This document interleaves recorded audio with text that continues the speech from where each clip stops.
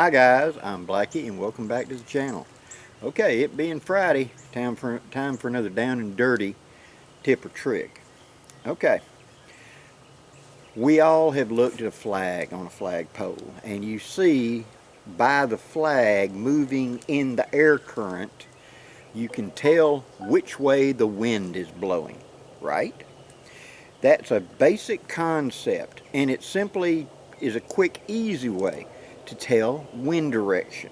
Okay, another thing that'll tell you wind direction real quick is a flame, because a flame will always lean in the direction of the wind, and that's what we're going to be discussing today, about the way it leans.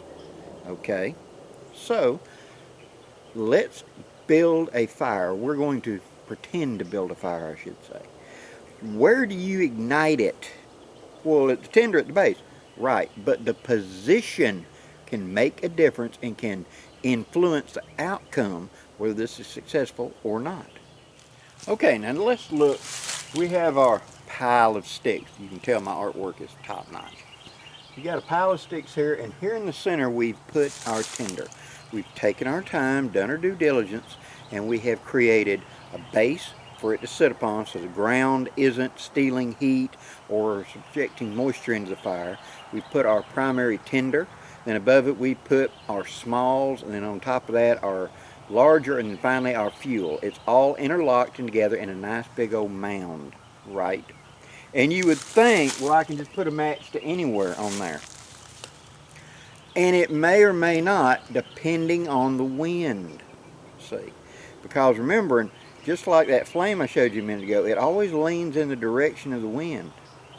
And that means that the heat that's being created is going in a direction, like a flag pointing into it.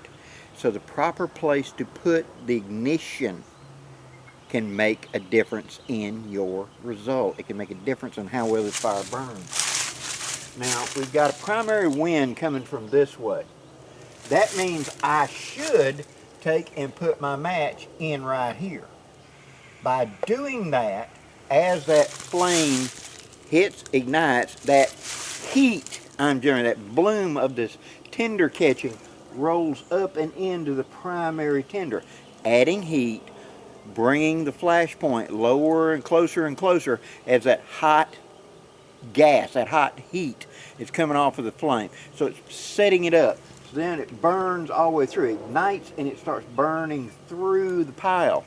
If I didn't pay attention to this and I simply walked up and came from this direction and put the match in, this little bit of tinder right here will start burning, but all of that heat that I've generated is going that way. I'm losing heat.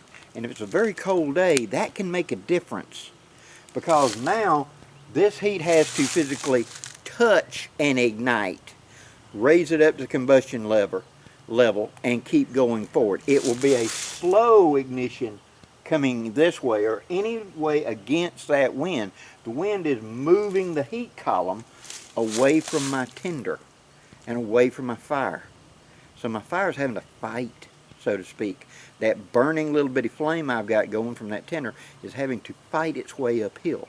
And it's a slower ignition. Slower ignition. The heat's being lost. And as this is catching on fire, that heat's being blown away. So this front half is being cooled and chilled by the wind, and the back half is having to do it. And you're forcing it to have to burn like a wick to get forward. And it'll fail, because the three-legged stool of fire, heat, oxygen, and fuel, you're losing heat. See? But on the other hand, if I will ignite it on the wind side, wind is then my friend, because every molecule of energy, of heat I generate, blows into my fire lay and warms it up, bringing the temperature up to the combustion point. And therefore, wind is now helping me set this fire. But if I ignite it anywhere else, wind is hindering me. It is slowing the process down, and it is robbing me of heat. How many times have you seen a fire, or you've done it yourself? Guilty, I've done it. I didn't pay attention to this. And I've walked up and I've just stuck a match anywhere and I've started, and it's got going a little bit, and it just kind of, and it goes out. Why did it go out? Because the wind. Common thing we say, well, the wind blew it out. The wind didn't blow it out. Because of my poor choice, it blew the heat away. And so that cold air, the cold wood, it's cold temps, it couldn't get it to the combustion point. And so that little bit of tinder I did get burning because it was kind of shielded from the wind a little bit. I'm thinking the wind's going to blow it out.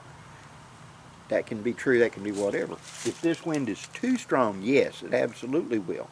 In which case I need to shield it until it gets going a little bit. Some things ignite it and just hold your hand or hold a piece of firewood or something right there to let this get going and get bigger where the wind isn't going to blow out. Then it bends the flames into the main tinder.